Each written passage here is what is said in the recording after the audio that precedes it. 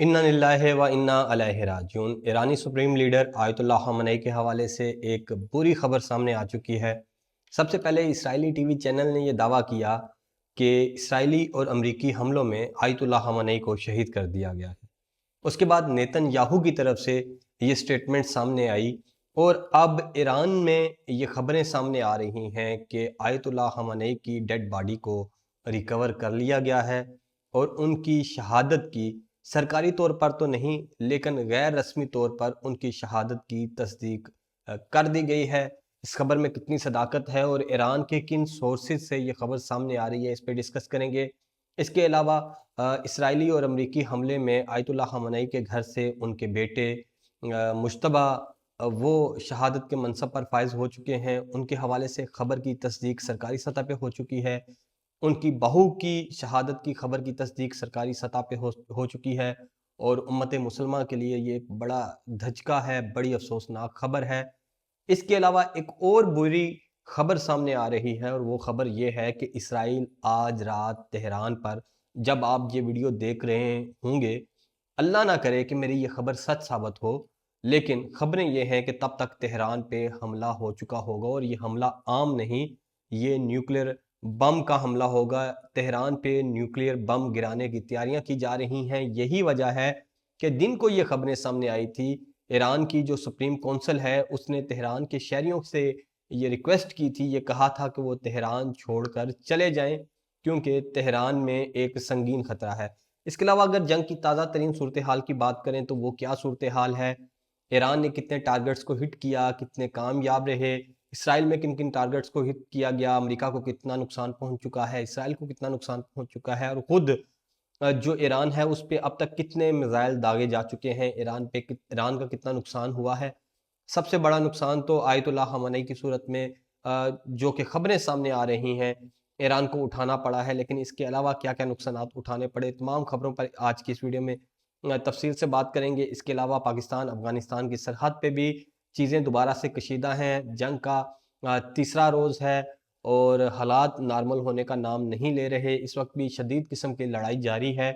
इस वक्त तक पाकिस्तान ने अफ़गानिस्तान का कितना नुकसान किया है और कितने एरिए पे पाकिस्तान कब्ज़ा कर चुका है और मज़ीद किन एरियाज़ की जानब पाकिस्तान की पेशकदमी जारी है, इस पर भी आज के इस वीडियो में बात करेंगे। मैं हूँ यासिर जयराल और आप देख रहे हैं आपका अपना यूट्यूब चैनल। सबसे पहले बात करेंगे ईरान और अमेरिका इसराइल की। आज सुबह से ही आगाज़ हुआ। अमेरिका और इसराइल ने सबसे पहले तेहरान पे हमला किया और 30 के करीब मिसाइल्स वो हिट किए आयतुल्लाह ख़ामेनी की रिहाइशगाह पे, जिसके बाद से ये खबरें सामने आ रही थी कि शायद सुप्रीम लीडर उस रिहाइशगाह पे मौजूद नहीं थे, उन्हें किसी बंकर में शिफ्ट कर दिया गया था, लिहाजा इस हमले का उनकी ज़िंदगी से कोई ताल्लुक नहीं है। खैर ये हमला होता है और इस हमले के बाद अस्फ़हान में हमला हुआ, कुम में हमला हुआ, कर्च में हमला हुआ और बहुत से मकामात पे हमले किए गए अमेरिका और इसराइल की जानब से जो पहली स्ट्राइक थी और दर्जनों नहीं सैकड़ों मिसाइल फायर किए गए ईरान के ऊपर, जिसके बाद से ईरान ने रिटेलिएट करना शुरू किया और ईरान ने फिर बिस्मिल्लाहिर्रहमानिर्रहीम और अल्लाह का नाम लेकर हमलों का आगाज़ किया और हमले किए इसराइल पे और इसराइल पे कामयाब तरीन हमले किए गए। ना तो आयरन आयरन डोम रोक पाया, ना ही पेट्रियट में जो है वो एयर डिफेंस सिस्टम रोक पाया और कोई भी दुनिया का एयर डिफेंस सिस्टम ईरानी हमलों को नहीं रोक पाया। जब ईरान ने हमले किए इसराइल पे तो सिर्फ इसराइल तक महदूद नहीं रहे ईरान के हमले। ईरान ने फिर बहरीन में हमले किए, कुवैत में हमले किए, कतर में हमले किए, यूएई में हमले किए और सऊदी अरब में हमले किए। अगर गल्फ़ ममालिक की बात करें तो ओमान को छोड़ के तमाम ममालिक पर ईरान ने हमले किए और उन तमाम ममालिक में अमरीकी बेसिस को और नेवल बेसिस को निशाना बनाया गया और इन तमाम ममालिक में कामयाबी से तमाम अमरीकी अहदाफ को निशाना बनाया गया, जिसकी वीडियोज़ आप देख चुके होंगे। बहुत सारी वीडियो सर्कुलेट कर रही हैं और मुसलमान जो लोग हैं, वहाँ के शहरी हैं, वो इन ईरानी हमलों पे खुशी का इज़हार कर रहे हैं। नारे तकबीर और या अली मदद के नारों से ईरानी मिसाइलों को गिरता हुआ देख रहे हैं और खुशी का इज़हार कर रहे हैं। इन मिसाइलों ने कतर के अंदर अल अदीद एयर बेस पे 1.1 बिलियन डॉलर का एक सिस्टम नस्ब था, जो रडार सिस्टम था और जिसकी मदद से अमेरिका और इसराइल इस काबिल होते थे कि वो 5000 किलोमीटर तक अपने एयर डिफेंस को तगड़ा कर सकते थे। उनके पेट्रियट, उनके जो आयरन डोम हैं, वो उसी रिडार की मदद से अच्छे तरीके से वर्क करते थे, वो रिडार को हिट किया गया ईरान की जानब से, उसे निस्तो नाबूद किया गया। कुवैत के अंदर बेस को तबाह किया गया, बहरीन के अंदर हेडक्वार्टर को कामयाबी से तबाह किया गया, दुबई के अंदर अहम मकामात को अमरीकी मकामात को तबाह किया गया, और फिर बहरीन के अंदर ही अमरीका के फौजी जिस होटल में छुपे हुए थे, उस होटल को निशाना बनाया गया, जो जल के मुकम्मल तौर पर खाकस्तर हो गया है। वीडियोज़ आप नेट पे जाएँगे तो आपको नज़र आ जाएँगी, क्योंकि कम्युनिटी गाइडलाइंस का इश्यू होता है, मैं अपनी वीडियो में लगा नहीं सकता।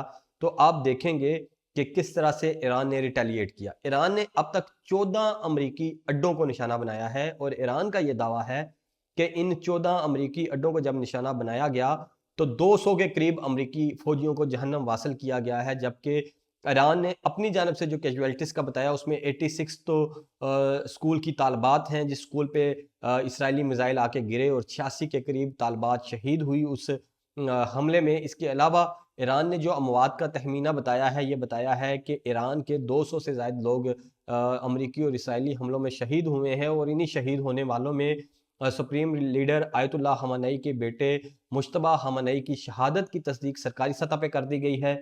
उनकी बहू की शहादत की तस्दीक सरकारी सतह पे कर दी गई है, और अब ये खबरें सामने आ रही हैं कि 800 से ज़ायद मिसाइल पिछले 12 घंटे में इसराइल और अमेरिका ईरान पे चला चुके हैं, और इन 800 मिसाइलों ने ईरान के एयर डिफेंस को नकारा बनाया। इन 800 मिसाइलों ने ईरान की कुछ मिसाइल लॉन्च करने वाली बैटरीज को निशाना बनाया, ईरान की कुछ बेसिस को निशाना बनाया, ईरान के आला सियासी और अस्करी हुकाम को निशाना बनाया, और उसमें कुछ अहदाफ को हासिल करने में अमेरिका और इसराइल कामयाब रहे।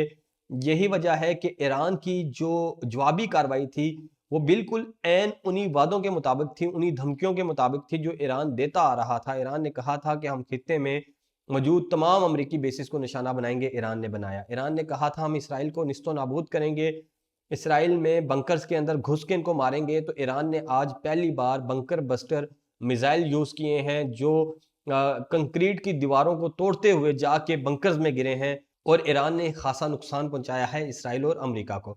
अब बात करते हैं सुप्रीम लीडर आयतुल्लाह खamenei की हवाले से।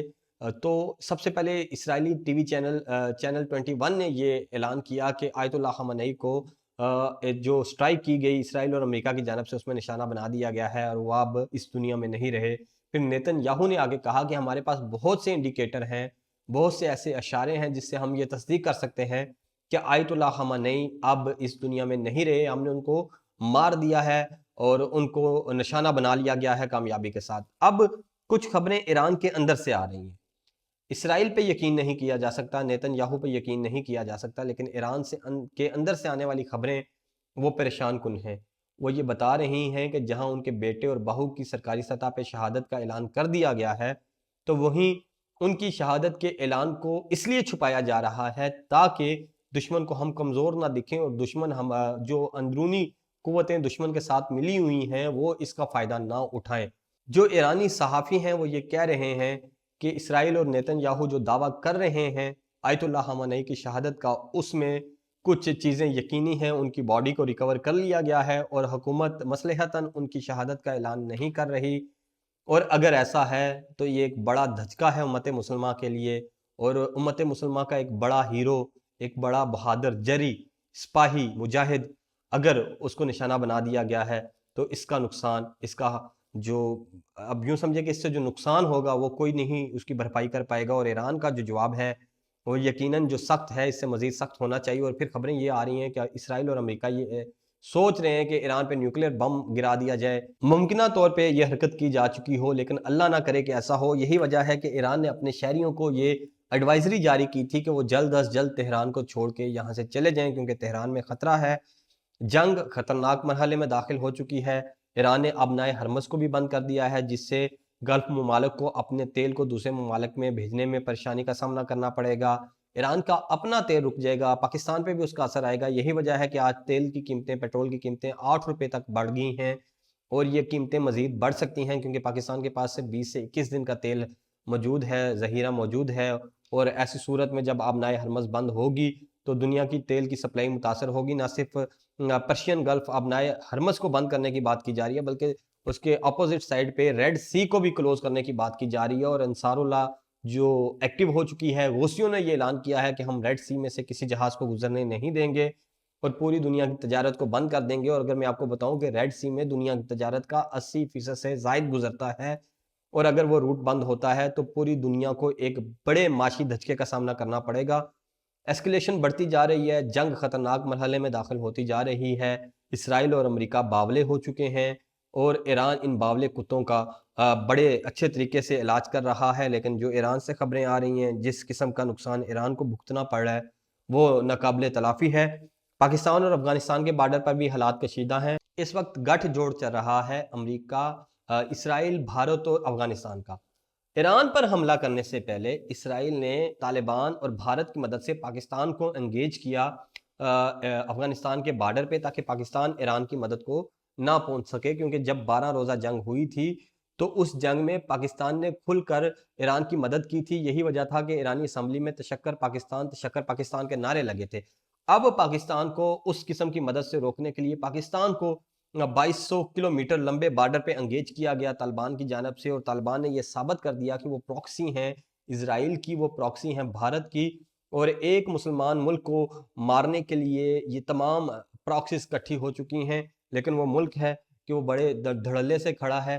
पाकिस्तान ने भी कुछ बड़े सरप्राइज दिए हैं तालिबान को। 352 जो तालिबान कारिंदे हैं मारे जा चुके हैं, 535 से ज़ायद जख्मी हैं, 130 के करीब चेक पोस्ट को तबाह कर दिया गया है। उसके बाद 26 के करीब चेक पोस्टें उन पे पाकिस्तान का कब्जा आ चुका है और 171 के करीब टैंक और आर्मर्ड गाड़ियों को तबाह किया जा चुका है। इसके अलावा 41 लोकेशंस को कैप्चर किया जा चुका है और 32 स्क्वायर किलोमीटर के इलाके को पाकिस्तान ने अपने मुल्क के नक्शे में शामिल कर लिया है और इसको गोडवान इनक्लेव का नाम दिया गया है। तालिबान को बड़े धचके मिले हैं। उसके अलावा पंजशेर वैली में जो ग्रुप है उसने भी तालिबान के खिलाफ कार्रवाइयाँ शुरू कर दी हैं। जहां अमेरिका, इसराइल और ईरान की जंग खतरनाक मरहले में दाखिल हो चुकी है, तो वहीं पाकिस्तान ने भी फिटिंग रिस्पॉन्स दिया है अफगानियों को भी, जो कि इस वक्त पपिट बन चुके हैं इसराइल और भारत के। ये थी अब तक की तफसीलात। मजीद वीडियोस के लिए चैनल को लाइक, शेयर और सब्सक्राइब कीजिए। और उम्मीद करता हूँ कि जो खबरें मैंने आपको दी वो दोनों खबरें गलत साबित हों। एक, ईरान पे न्यूक्लियर अटैक ना करे इसराइल और अमेरिका, और दूसरा ये कि आयतुल्लाह ख़amenei के हवाले से जो ईरान के अंदर से खबरें आ रही हैं, अल्लाह करे कि वो भी झूठी हों।